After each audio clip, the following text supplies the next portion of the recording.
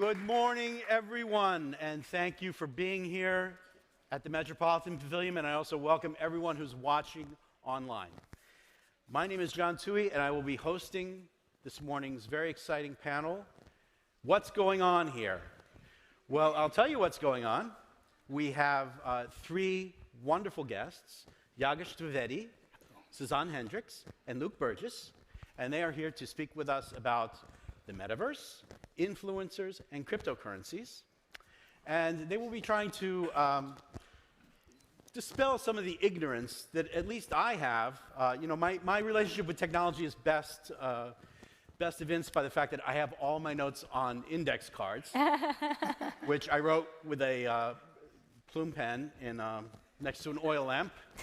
So they'll be trying to dispel some of the ignorance that some of us feel, some of the uncertainties, some of the puzzlement that some of us feel in front of these three things. So here's how we'll go. So I'm going to introduce each of our speakers individually. They'll speak about their particular phenomenon that they're going to talk about, and then we'll have a conversation, and it's going to be fantastic. So Yogesh, we're going to start with you. Sure. All right. So Yogesh Dwivedi is a professor of digital marketing and innovation at Swansea University in Wales, United Kingdom, and is also currently leading the International Journal of Information Management as its editor-in-chief. In his career, he has cooperated with various institutions from Australia, India, Malaysia, Mauritius, Pakistan, the Netherlands, and the United Kingdom.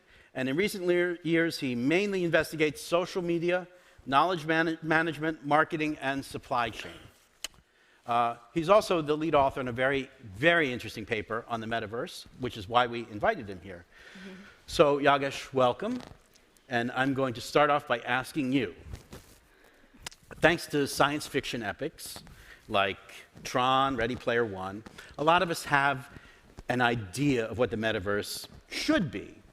And the reality tends to be a little less, or a little, it doesn't quite fit the image we have. So I'm asking you, what is the reality of the metaverse today, and where do the builders hope to take it in the next year or two? Thank you, John. Thank you. Thank you very much. And greetings, everyone. Namaste, those who are online, and obviously those who are here. Thank you very much for being here, and thank you very much for inviting me here. One thing you might be wondering, why we are here, actually. Why we are talking metaverse and social and crypto in this gathering. Well, I think it's very, very important and very relevant, actually, in my view. Everyone may have their own perspective. The metaverse is kind of jungle. That's how it is at the beginning. No governance, no legal restrictions, nothing. So anyone can go there and do anything. So how actually we behave?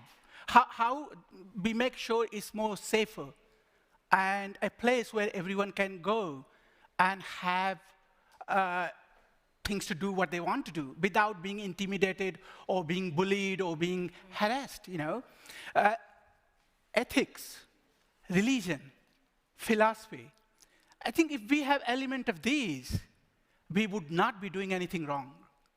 And this is perfect place, actually, to talk about, to tell what are the dangers of these technologies, and then actually let you decide how we should shape these kind of new technological innovations, right? So that's why we are here. That's my own perception. Now, obviously, John said what it is. We all know. We all probably have heard the term metaverse, right? And we all also have our own perception about metaverse, what it is. And one thing I'm sure, we all also don't know what metaverse is, including those who are building metaverse. Honestly, because there is no metaverse yet. It's still in its very early stage of development. We have proto, metaverse, which I will talk about.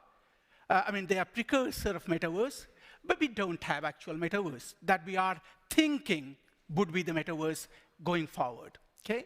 So what is metaverse? Let me just put simply, metaverse is a three-dimensional, immersive, interoperable, virtual environment. That's what metaverse is.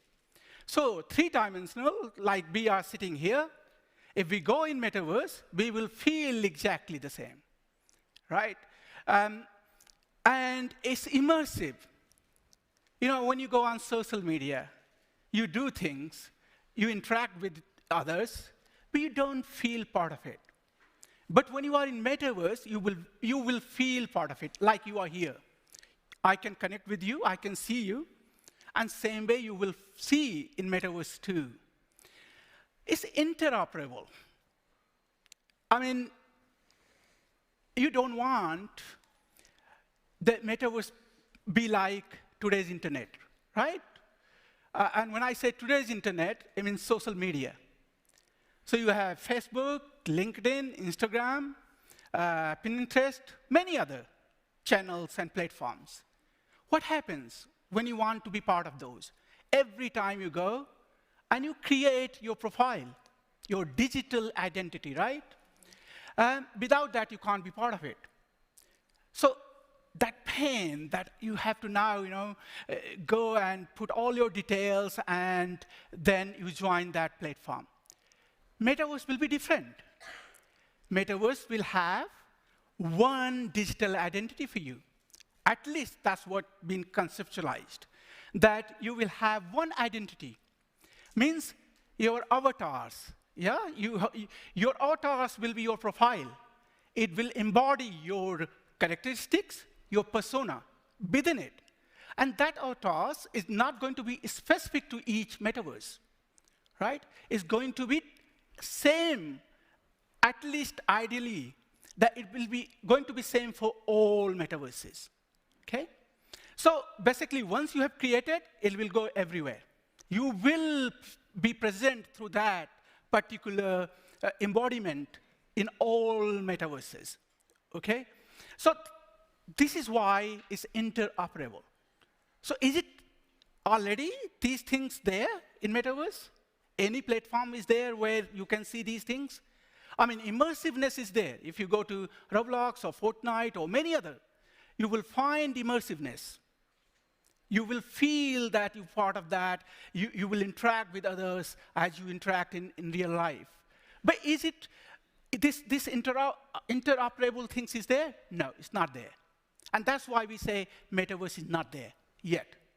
It will take a few years.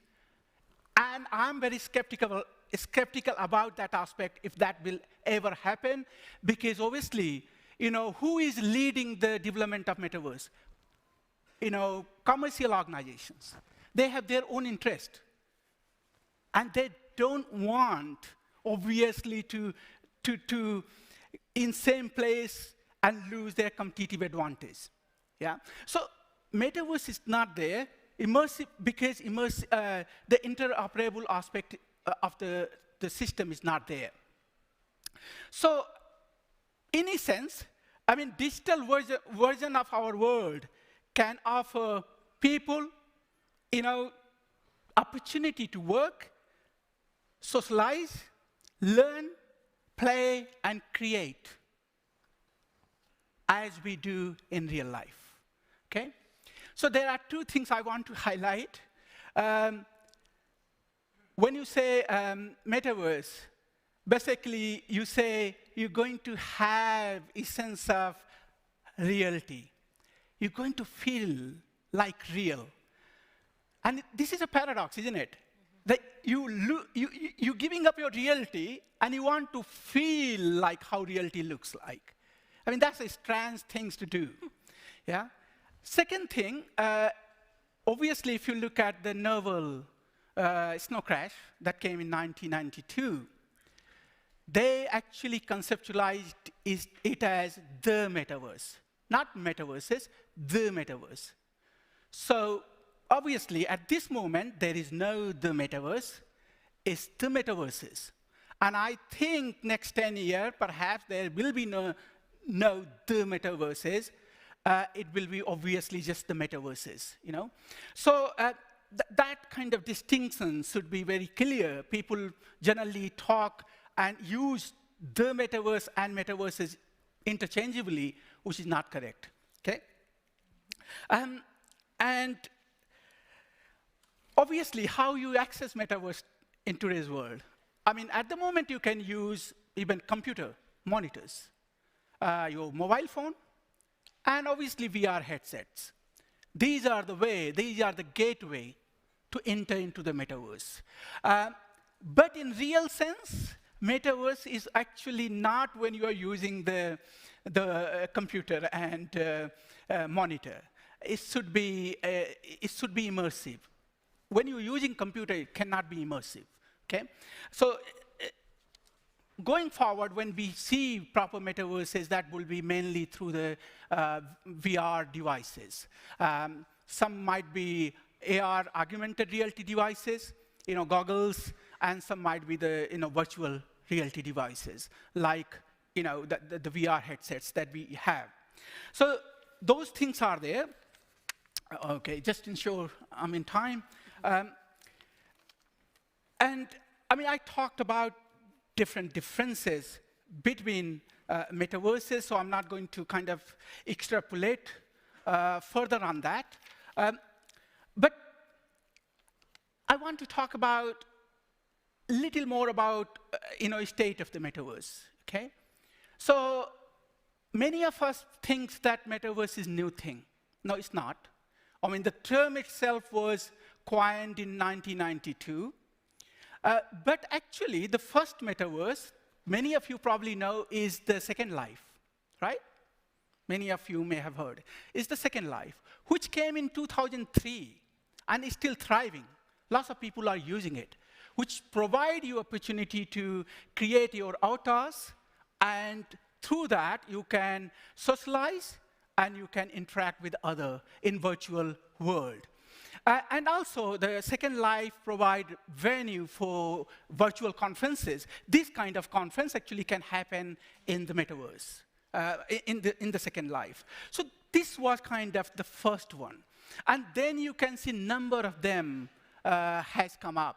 So Decentraland, for example. I mean, many of you may have bought land in that, right? You know, in 2022, $2 billion worth land has been bought in the Decentraland, which is a metaverse based on blockchain, okay? So it's a decentralized, and user, whatever they buy and build, they can actually own those things on that. So they can build a structure, and they can build buildings and real estates, and they can sell those things in Decentraland. So that already exists and thriving, actually. We also have VR chat. In VR chat, again, it's a metaverse. You can create your avatars. You can create also virtual worlds. And you can monetize your skills, like you monetize in social media, for your own benefit. The Sandbox.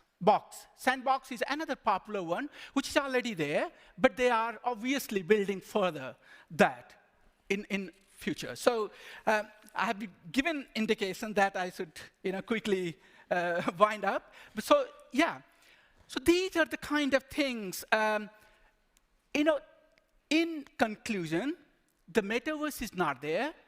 Its precursor is there, while its builders like Meta, like many others, even Apple is in the same game.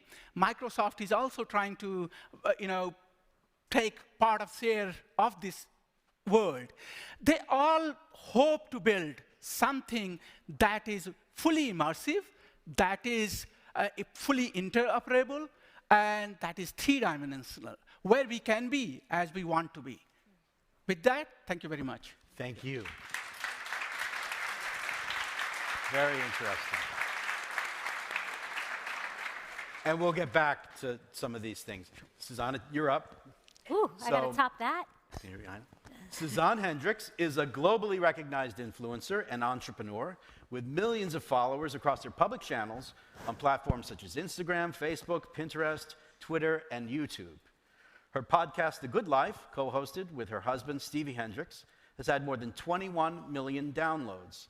Celebrated equally for her beauty sense and for her inspiring message on The Good Life, she stands among the elite as a true social pioneer. And Sazan, I've followed especially your YouTube videos, and they're really fascinating. And so it occurred to me as I was watching them, like, this woman started with 0 followers at one point, and now she has millions of followers. It's very impressive. And so based on that, I want to ask you, what is it that an influencer actually does? Especially right. now. Like, what do you do? Because it's like, isn't that what we all ask? And also, because it's like, it's obviously a lot of work, but like, what does all that involve? And also, is the term influencer, do you like that term? Do you think it's an accurate description of what you're really doing? Right. I think not one. If another influencer was up on this stage, we'd probably have 2 totally different responses as to what we do and who we are and the titles that we go by. I think the term influencer is rather a new term, but the word influence is not. Every single person in this audience has their own spheres of influence in your community, in your household, whether or not an Instagram profile shows that or the number of followers that you have. Each and every single person in this room actually has that ability to influence. I think for me, I started this journey over a decade ago before, it became all of this that even you were talking about, that I'm sitting here and I'm like, oh my gosh, that's so the future, and it's frightening too, For me, I see myself as a content creator. That's ultimately what I went to college for. I studied journalism with the heart and the intent that I loved connecting with people, and I loved how the power of stories allows us to do that. I never knew in a million years that those stories would be sharing my own personal stories and experience through the lens of these different platforms, but that's where God has sort of led my career, and it's been really cool and unexpected. But I was studying college to ultimately tell stories, and I think that's where there's so much power in the stories that we share and the stories that we create, where you can reach people, you can connect with people. So that's what always tugged at my heart, and that's why I thought I wanted to get into broadcast journalism and do that whole bit. And then I started a blog because I loved fashion and beauty. This was before I had kids, when I had a lot of time to, dive into all these things. And I just remembered it was like, yes, it was 0 followers. I think the views that I had were like, my family, my grandma, my aunts in the Middle East were probably supporting and clicking things. But, you start out with nothing. But I guess I treated it as if there was 1 million people watching when there was no one. And I wanted to challenge myself to take this thing seriously, because I knew that the women who I was meeting in Los Angeles, which is where I lived at the time when this journey started, I realized these women are, it looks like it could be a lucrative business. I'm seeing these girls share their stories and how this is their full-time job. And for me, it was figuring out, well, how do I do that? And it was years and years of digging and searching and praying and trying to go to events and network, and it's so awkward when you walk in and you don't know anyone, and I'm like, you got to do this, it's part of it, and all those little things, I believe, were stepping stones, because they opened doors and opportunities that you kind of don't have answers for how those doors open, but you were in the right place at the right time, and you put in the work behind it. You didn't give up. And so fashion and beauty is where it started, and then I started to show more face and sharing some of the things in life that I was going through, because believe it or not, offline, you got a real life that you have to cultivate, that you have to nurture. And for me, it was at a time in my life when I was still figuring out who I was. I was still trying to get to know myself. I was like 23, 24 years old. So I was going through the journey of navigating social media, trying to be somebody that I felt like this community that I was starting to grow needed me to be. And I was, in a sense, really also not trying to lose that part of myself and just discovering who I am. And so it was amazing when I started sharing more of just life and just being as authentic as I could. That's when it wasn't just about growing the followers, it was about how do you keep them once you grow a community online, especially in today's landscape as we've seen algorithms smack us in the face and the ebbs and flows of all of these platforms. It can be consuming and overwhelming, and I think when you can, put in the work, but also more importantly, when you know your why. Like, why am I showing up every day? It no longer becomes about the excitement of growing followers. It's like I hit that million, and it feels like, oh, what a milestone. Once you get there, you're like, okay, now what? You have to know where your heart, the direction is. And so for me, it became the encounters I was having with the women that I was talking to online, the people I was speaking out to, creating content for, and then ultimately discovering, like, if I'm really going to do this for real, I need to serve this community. I need to be here for those women by being completely authentic in the season of life that I'm in. So nowadays, you're going to see a lot of videos and content of me with my daughters, because I've got a 5-year-old and a 2-year-old and a third one on the way. And it's like, it's a boy this time, so 2 girls and a boy.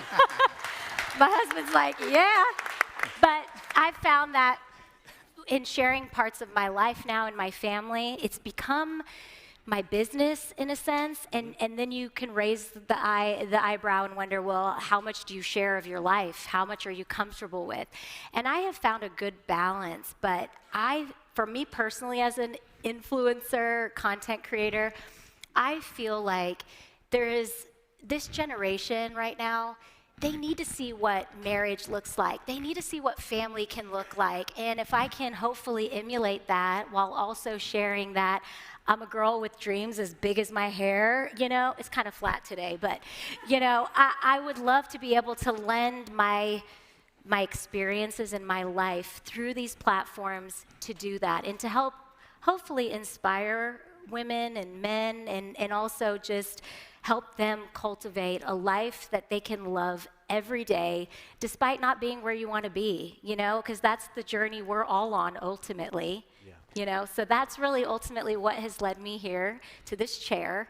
10 years ago, if you told me I was going to be sitting here with these guys, I mean, I don't know nothing about crypto and Meta. I'm just like overwhelmed by it because I'm like, I don't want to lose the real life human experiences, but I'm also very intrigued. So I just feel really honored and blessed that my path has led me here today to be able to even talk about the influencer space. And it's just continuing to grow and evolve, my life and the influencer life. So I'm just really happy to be here. Well, thank you. Thank you very much.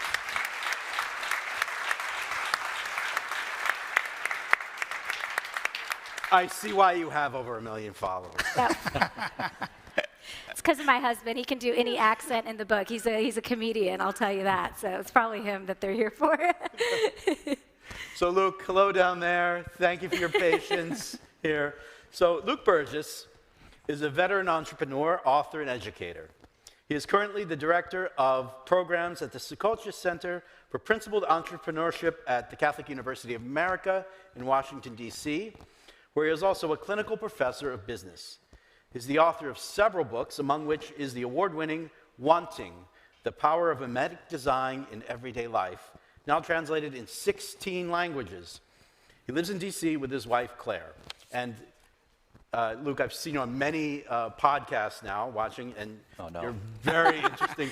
You're a very interesting guy. You're very interesting thoughts. And I want to ask you, cryptocurrencies are all over the headlines these days for good and a lot of bad now. But it's very possible to watch and read these things and really still have no idea, at least if you're me, have no idea what a cryptocurrency really is. Mm-hmm. So I ask you to embrace the challenge of addressing my ignorance in 10 minutes. Me too. and tell me, what are cryptocurrencies and how do they function? Thanks, John. If you were at the opening event last night, you know that John requested 200,000 cryptocurrencies in compensation for moderating this panel. But he didn't say what kind. That's right. So, John, I can give you the 200,000 after this talk, but it'll be worth about $5, and you won't be able to do anything at all with it. So, I think we should start exploring what is cryptocurrency by just understanding what is currency first. Then we'll get to the crypto part. So, currencies, money, is, I think, one of the most important innovations of humanity. Not just a financial innovation, but one of our most important innovations, period. And traditionally, money or currency has three characteristics, okay? The first one is that it's a medium of exchange. It means that we no longer have to barter one thing for another. I have a really cool stuffed monkey named George. My childhood monkey, I found him, we just cleaned out my parents' closet, and I found him in my childhood bedroom. Turns out it's worth a lot of money, worth thousands of dollars, because it's a rare stuffed monkey named George. I think he's cool, but you might not. And I probably couldn't give you George in exchange for your car. But there are other people on eBay that will pay me a lot of money for George, and I can sell George to them if I want to, and give you money for your car. So mediums of exchange are very important, right?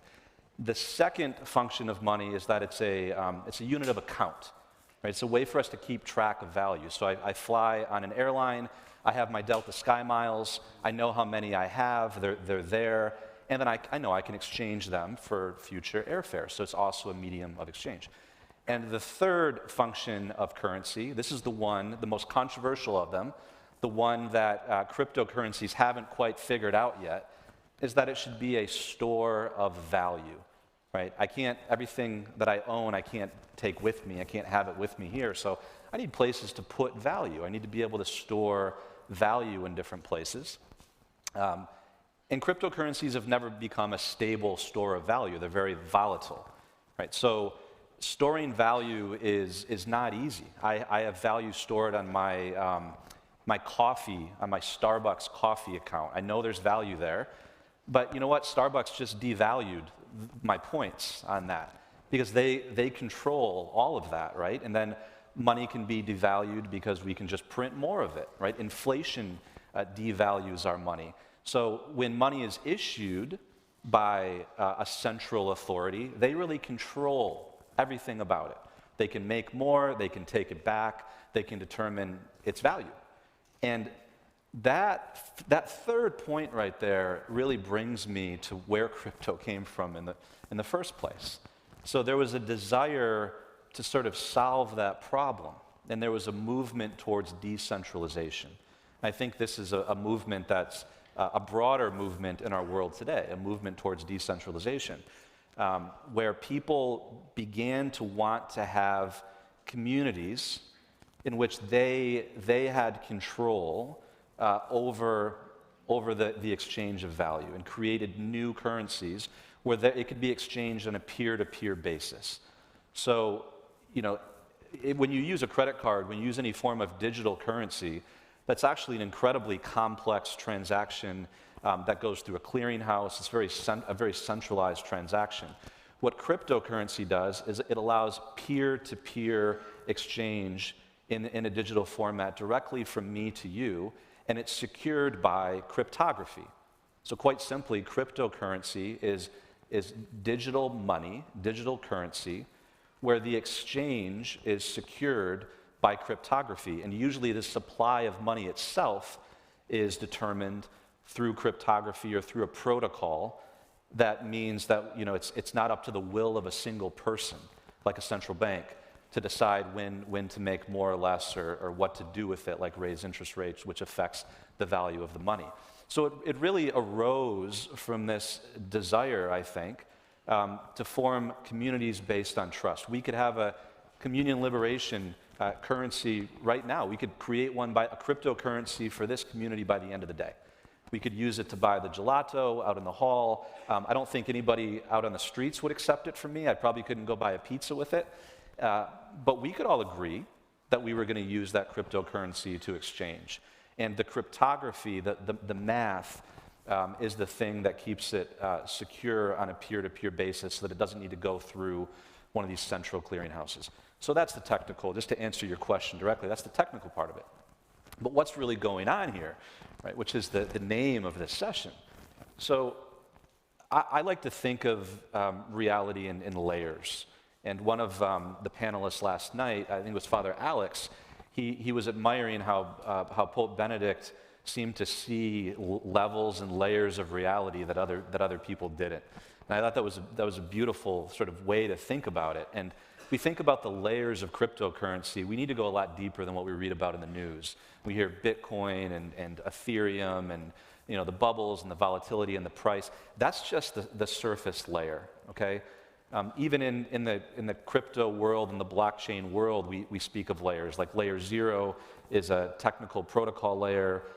Layer 1, there's different things built on top of it, and layer 3 might be apps, and those are the only things that you see. But all of reality has these different layers that we can look at. And layer 0 for cryptocurrency, in my opinion, layer 0 is a social layer. It has to do with the way that humans want to enter into relationships and interact. So it has to do with some fundamental human desire for freedom, right? Freedom to sort of have sort of more autonomy over the things that we have. It's a desire for trust, because there has been a loss of trust in many institutions. So this movement to create cryptocurrencies arose from that. Remember, it was around 2008 when cryptocurrencies began to become popular, when Bitcoin was created. Right? There's a white paper, but all the way back in the 80s, that explains the idea for cryptocurrency, a guy named David Chaum, Hashcash, eCash. But it wasn't until 2008 that we started to take it seriously, because we all know what happened in 2008. There was a loss of trust in the institutions. So there's some deep human desire for community, for trust, for freedom, to be able to have things that we can exchange, that are not subject to manipulation, that can't be stolen, that can't be taken away, where there's trust built into the transaction. So I think there's some fundamental human need there, perhaps misplaced in the sort of the frenzy around cryptocurrencies. Right? I think of the parable of the 10 virgins, right? The wise and the foolish virgins. That's a story about a sort of a transaction, right? The wise virgins had something that the foolish ones didn't have, and they were not able to give it to them, right? Because they had something that could not be exchanged or transacted. They had a relationship, right? They had a relationship with the bridegroom. They had faith. So there's something that we're looking for in cryptocurrencies, it seems to me, that is something deeply human. And I always ask the question, well, what's it for? I mean, nobody wants Bitcoin, right? And that's part of what got us into trouble, is that people started accumulating certain cryptocurrencies for the thing itself. But it's a means to an end. And I think we have to ask, like, what are we seeking, and what possibilities does something like cryptocurrency hold for us? And I think that it does hold a lot of promise if we can get beyond the thing itself, which is this currency secured by cryptography, which is cool from a technical perspective. I geeked out on this stuff for the last few years and read every white paper I could get my hands on. But all of the technical discussion that I see, all of the long white papers that are written about how there's thousands of cryptocurrencies, about how each one works, seems to obscure something deeper, which is why do we feel the need to adopt a different measure of value in the first place? Could it be because the ones that we're currently using aren't working? Do we need to feel more secure in our communities? So these are the questions I'd like to raise, and I'm not going to even try to attempt to answer them right now, but it has to do with some fundamental human desire. That's good. Thank you. Thank you. That's good. Yeah. That was helpful. I do understand it a little better now. Thank you. And you brought up trust, so let's begin there, because I think that's something that all three things, and I officially absolve you from your need to talk about your individual things. You can broaden out. Thank God. Thank you. So yeah, but trust is very important because, for instance, with crypto, we've seen like trust can be broken in a second.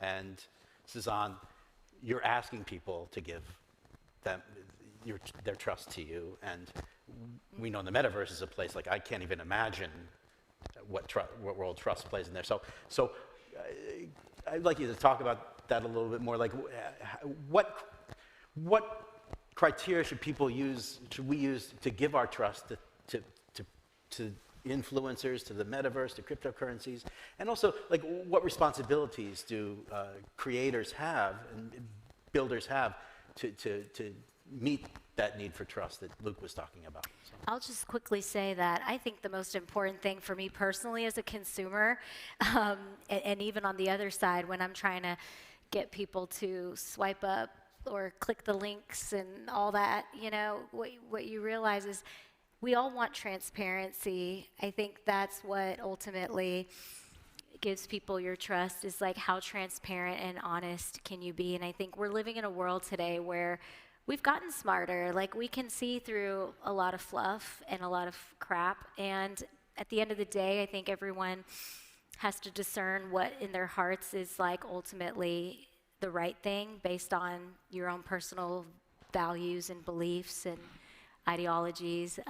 But for me, what I've seen with being a creator, it's been just being authentic, being as real as you can possibly be with the people that are ultimately the community that you're trying to nurture. It's just like my children, I really, they are the influencers in my life because they're following me around all day, and I realize while I have these millions of followers, I got 2 followers every day that are watching me and seeing what I'm doing, and that relationship has to be there. And I think relationship is what opens the door where you can feel like you can trust, and so I want my kids to know that I'm not going to be the perfect mom, and I'm same for my community online. I'm not going to be that perfect, I guess, influencer, but I just would hope that when I stumble and I fall, I hope my kids see that that's normal, and you can walk through life with humility, because that creates that transparency that they also need to have in their lives. So I would say transparency is probably a really important thing for me, at least when it comes to building and accepting that trust. So like transparency, authenticity, realism, in the metaverse, as you were talking about, what does that mean there? Yeah. So pretty much same. Transparency is the one thing.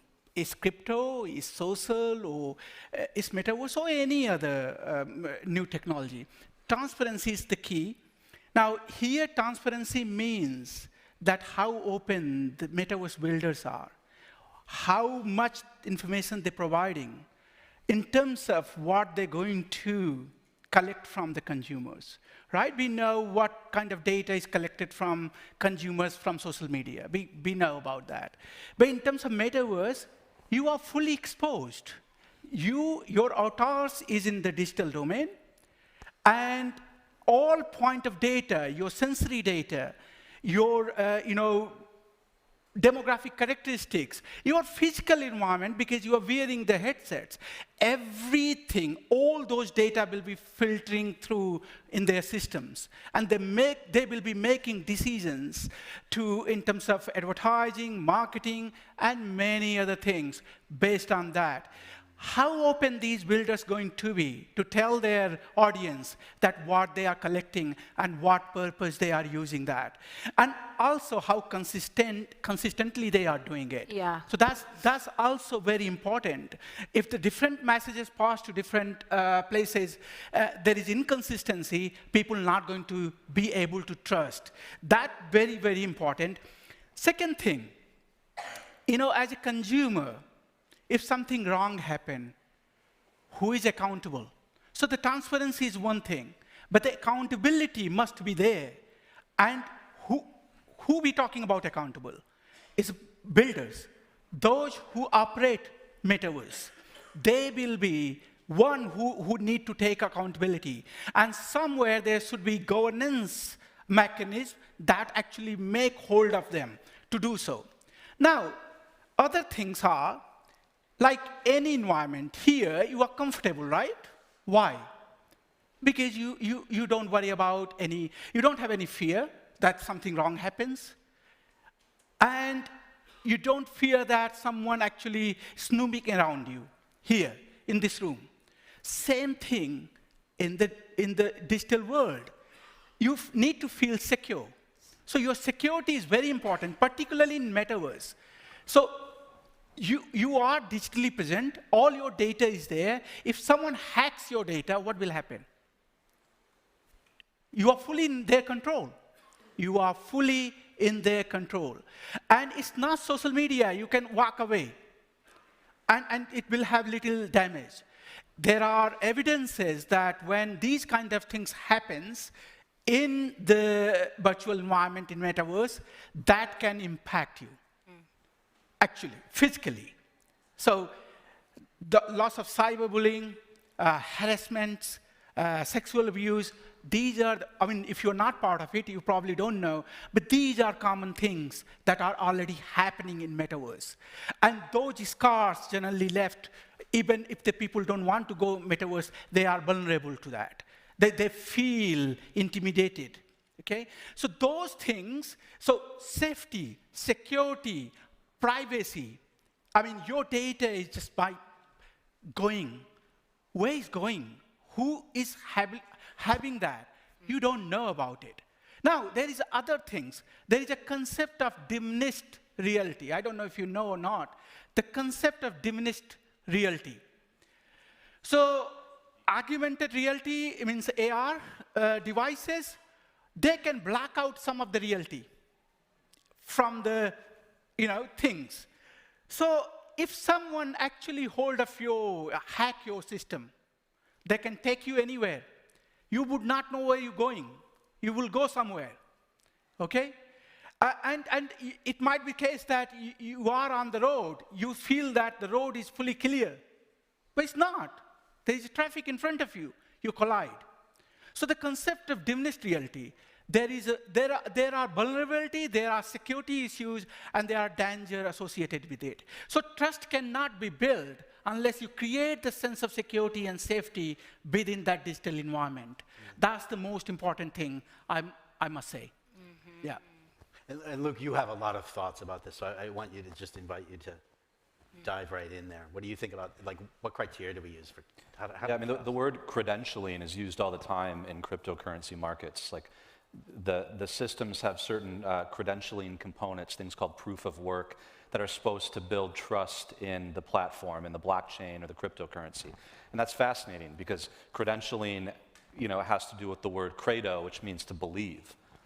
So I worry that we're outsourcing in cryptocurrencies, we're outsourcing the way that humans must build trust with each other in human encounters to math, to cryptography, because it seems like maybe we've given up on that hard process of building trust between two people. I meet you, I look into your eyes, I start to see congruence between what you say and what you do, and I begin to develop belief and trust in you as a person, that you are who you say you are. And I think when we outsource that or we delegate the trust building to an algorithm, we run into problems. And we sort of need to get back to having human encounters and developing trust between two people. I mean, I don't think a child doesn't learn metaphysics through reading textbooks. He learns it by looking into his father's eyes during a thunderstorm. That's right. And realizing that everything's going to be okay, and he's loved, and the world is good. Mm-hmm. And that looking into another person's eyes is something we haven't had a chance to do as much as usual over the last few years. And maybe cryptography has been, one of my worries at least, is that it's been a way to avoid the hard work and responsibility of earning other people's trust and being able to see in them somebody that we're willing to take a risk on. Right? It's like almost as if we want to eliminate all risk from human life. And without there's no love. There can be no love without actually taking a risk on somebody. Thank you. That's good.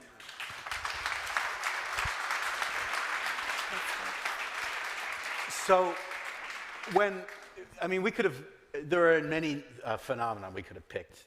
These three are kind of really in public consciousness right now. And whenever anything new comes along, particularly cryptocurrencies and the metaverse, there's a bit of hype involved, you know?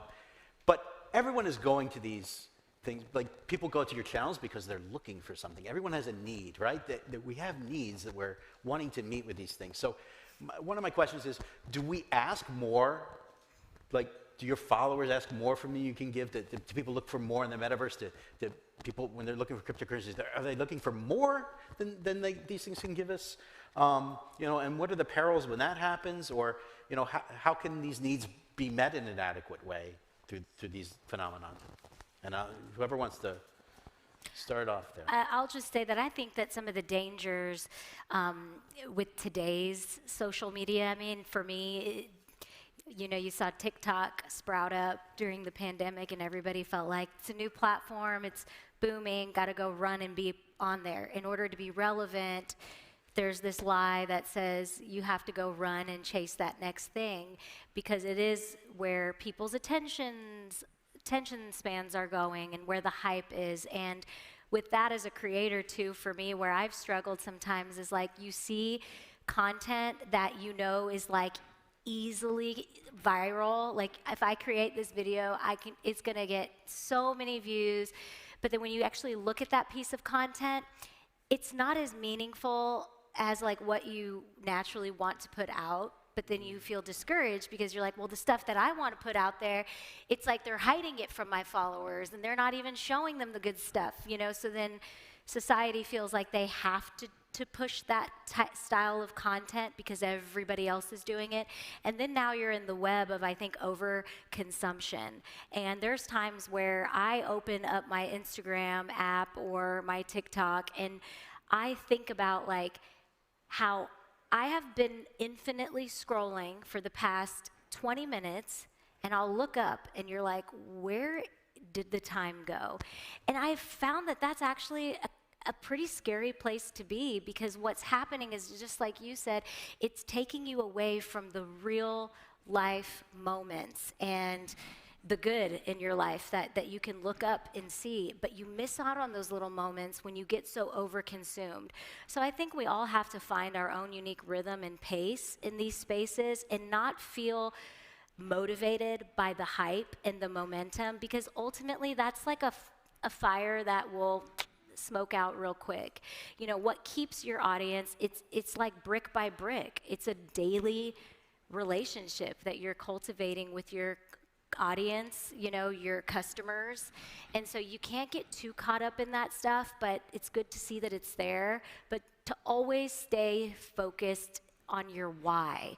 And I think a lot of people don't know what their why is when they step out onto these platforms and they're just like seeing the followers go up and they're consumed in the content and the comments. And I think it's really important to take a step back and check your heart constantly if you are a creator and to ask yourself, okay, what's in it for them, the audience, but also is this feeding my soul?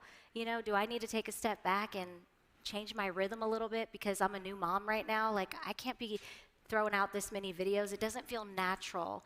And I think sometimes social media is that danger. You feel like you have to put out everything and do the most, but then you're missing out on the now, which is like the simple moments in our day. And those are beautiful moments that I think we need to be present for. Yeah. Yogesh, beautiful.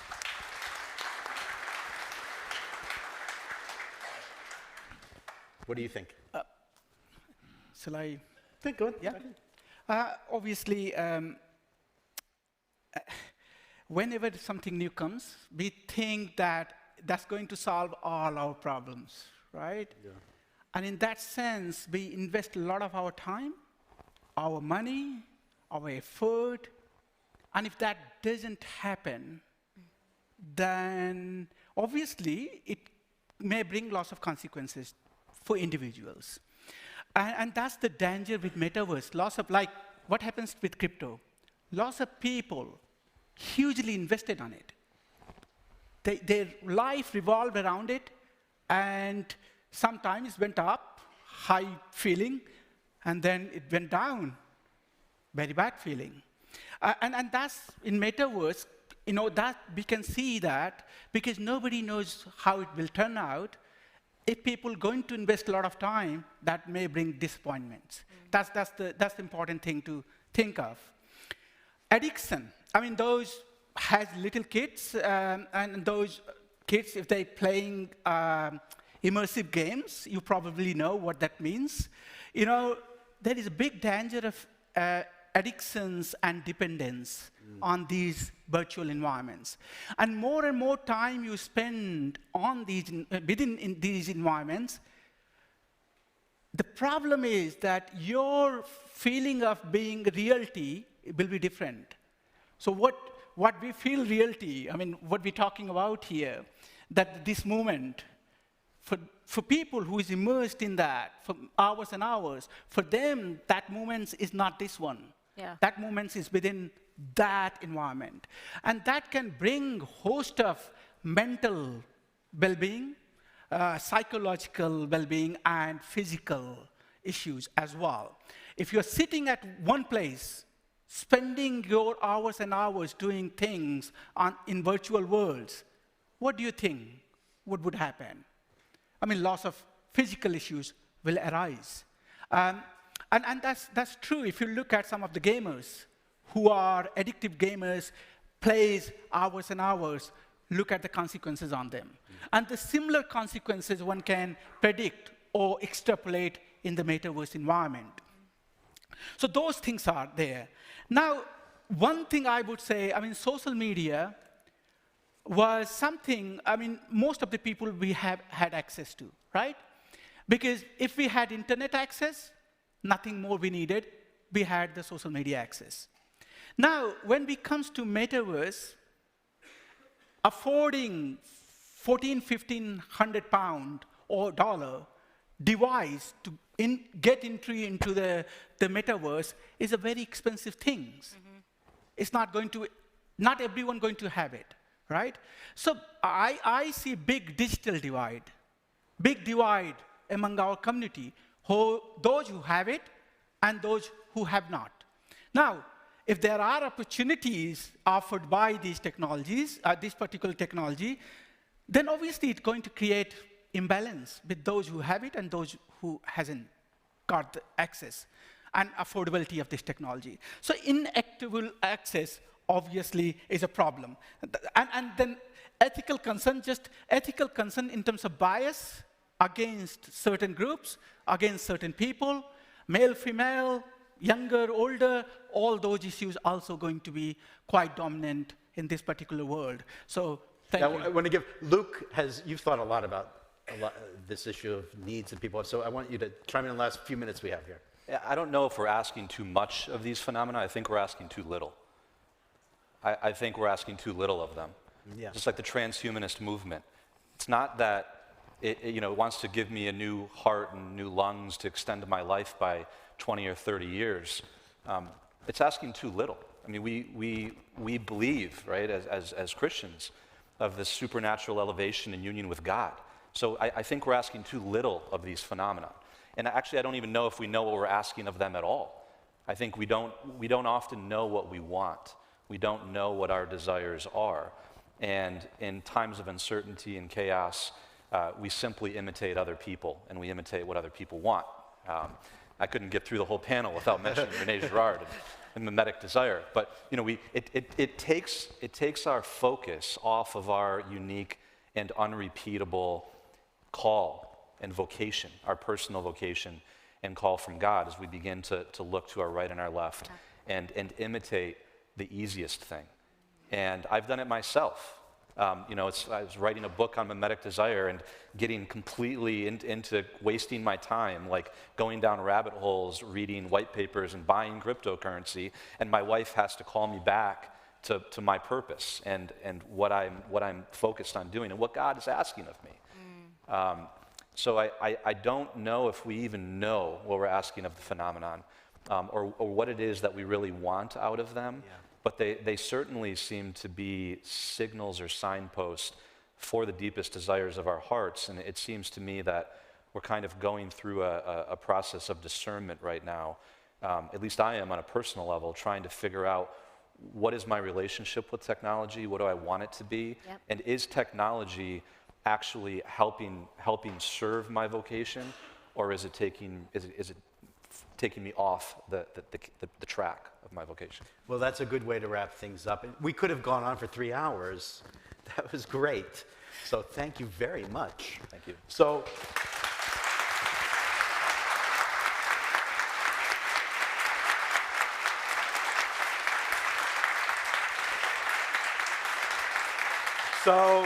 at 11:15, so very shortly from now, Luke will be available for a book signing for his book, Wanting the Power of Mimetic Design in Everyday Life. So you can ask him more questions about what he was just talking about. And that will be at the Human Adventure book table right outside this auditorium. And one important announcement. You are part of the New York Encounter, a place that welcomes everyone. We ask and invite you to give generously at our donation table outside the auditorium with a couple of clicks at NewYorkEncounter.org/donate. Your donation is tax deductible, and this entire event is put together with volunteers, so we really can use your help. And now please, I would personally like to thank our 3 wonderful guests, and I would invite you to thank our 3 fantastic guests.